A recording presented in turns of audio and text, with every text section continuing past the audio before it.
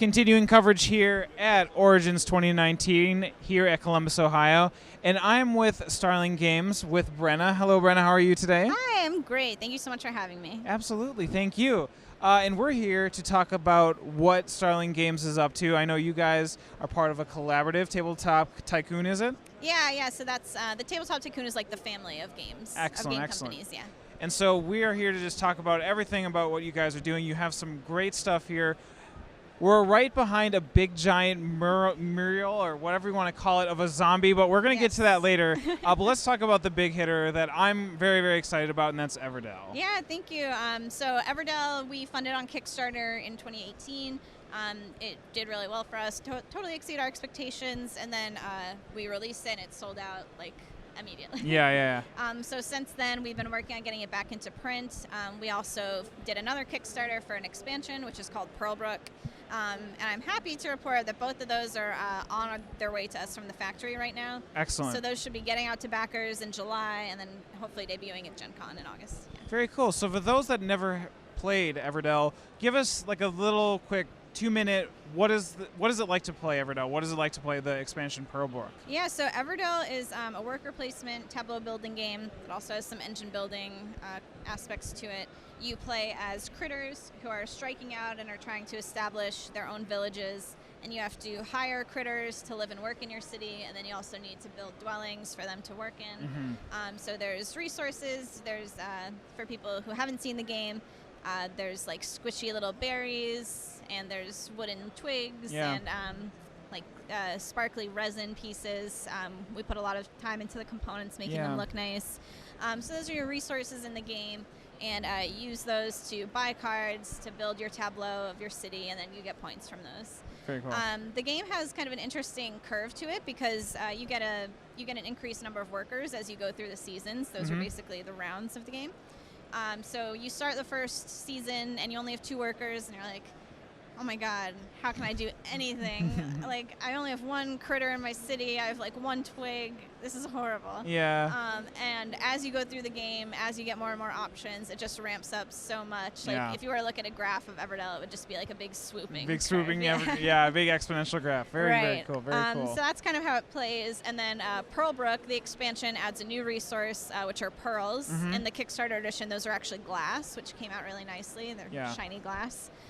So that adds a river board to the side of the main board, so you can actually send a worker to the river to dive down and get you pearls, and you also get to meet some new critters that live underwater, so that's a fun one. Yeah, it's so awesome. So with everything coming back from the factory, are those going out to Kickstarter backers? Are we expecting to see this in stores or perhaps a Gen Con release? Yeah, so it should be at Gen Con after it's done shipping to Kickstarter backers, and then the standard editions of the base game and of Pearlbrook should be in retail, probably in the fall, but we'll be selling the collector's editions directly. That's awesome. Very cool. Let's move towards, or maybe away from the big giant zombie that's right behind us. Dawn of the Zeds is being displayed very prominently here at the booth. Yes. Please tell us about this very scary game. So Dawn of the Zeds is published by Victory Point Games, who are our sister company under Tabletop Tycoon. The reason why it's being displayed so prominently is because we have 3 new expansion packs for it. Ooh. We also have a reprint of the 3rd edition of the base game. So we sold through the last printing, which is awesome. You always want that to happen. Yeah. But then you have to get it back into stock. Right. Yes. The teeter-totter of being able to make sure supply and demand is met. Exactly. Yes. So we just finished shipping to Kickstarter backers, so the packs are debuting at Origins here. So we now have that back in stock, the base game, and we have the new expansions, so those are available now. Very cool, very cool. So again, for those that haven't played Dawn of the Zeds, I'm imagining you're going to be shooting or killing or doing something to zombies that they normally probably won't show much emotion about, but what is Dawn like? You're alternately killing and getting eaten by them. Oh, very good. That's very lovely. Depending on how well it goes. Yeah. So Dawn of the Zeds is a co-op game. It's for 1 to 5 players. And you'll play as heroes who are trying to protect your town from this horde of zombies that are trying to infiltrate it and infect all of you. It's a super collaborative game. Actions are taken communally, so you can share actions, you can give your actions to another player. The heroes that you play as all have their own unique abilities, they'll have different strengths and weaknesses, and it really encourages just like very aware teamwork, because you need to really be paying attention to where your teammates are positioned on the board, what their strengths are as their hero characters, what they can do in that situation, because there might be an instance where like I can't really affect things too much from my board position, and I can see that my teammate could take down like a horde of zombies or something. So I might want to give up my action to them and say, oh, you go ahead and do that because it'll be better for us as a group. Sure. So it really encourages you guys to work together. If you get too like focused in your own character and just doing what you want to do, you probably won't have too much luck and you'll probably get eaten. So. Okay, so it really does emphasize that working together and being able to defeat the game versus Ramboing it out. Yeah, and it's in terms of complexity, it's probably on the crunchier side of what you would typically expect for a co-op.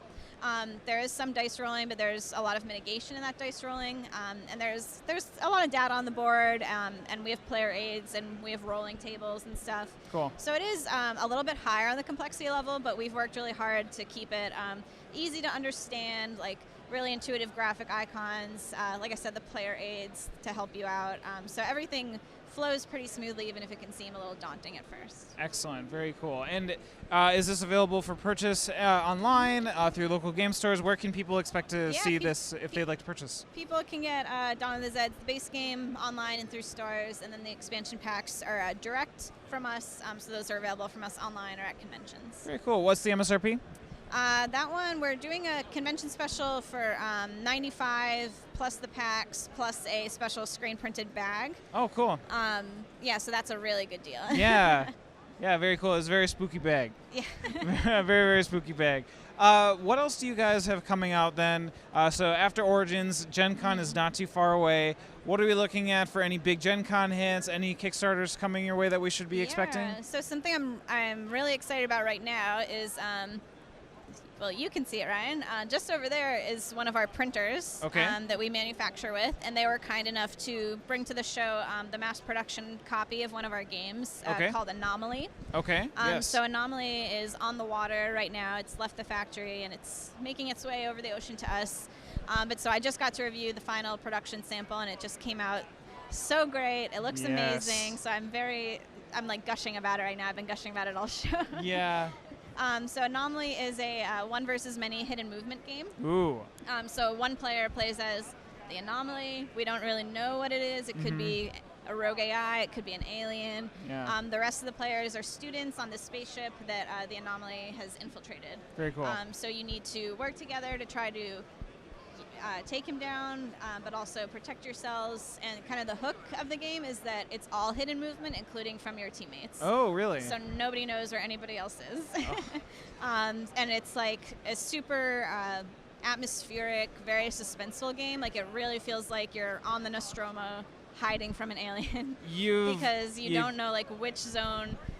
Like that could be the death of you, or you might find an ally. Like you never know what you're getting yourself into. Yeah, you've already sold me. I'm a huge sucker for those types of games, and so that sounds amazing. Awesome. So should be here in July. We'll be shipping to Kickstarter backers and hopefully debuting at Gen Con as well. Awesome. Very good to hear. So, Brenna, for those that want to be able to learn more about Tabletop Tycoon, Starling Games, where are the social media platforms that they can find you on? Yeah, you can find Starling Games on most of the major social media platforms, Twitter and Instagram at Starling Games, or Facebook, Play Starling Games. And then same with Victory Point. I think the Twitter handle is at VP Game, and then Victory Point Games on Facebook. Amazing. Well, Brenna, thank you so much for being on the show. Thank you for having me, and thanks for stopping by. Yeah, thank you again.